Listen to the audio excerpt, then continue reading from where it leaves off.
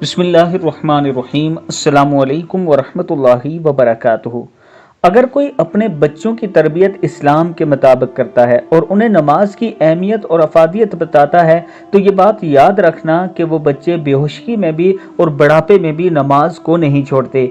आज मैं अपने दोस्तों के साथ एक बूढ़े मरीज की वीडियो शेयर करने जा रहा हूं, जो अपनी बेहोशी की हालत में भी वुज़ू कर रहे हैं और नमाज अदा करने की कोशिश कर रहे हैं। ज़रा आप इस वीडियो को मुलाहिज़ा कीजिए और हम इस पर गुफ्तगू भी कर रहे हैं। जरा आप इस वीडियो को देखिए कि इसमें ये बुजुर्ग कैसे वुज़ू कर रहे हैं और नमाज पढ़ने की कोशिश कर रहे हैं। दोस्तों, ये बात याद रखना कि मैंने अपनी आंखों से देखा ऐसे कई बुजुर्गों को जो अपनी जवानी में और बचपन में नमाज के आदी थे और बुढ़ापे में भी नमाज पढ़ते थे, तो जब वो बेहोश होते हैं, जब वो उनके जिस्म में ताकत नहीं रहती, वो तब भी नमाज पढ़ने की कोशिश करते हैं और हर नमाज के वक्त वो ज़रूर वुज़ू करते हैं और नमाज पढ़ते हैं।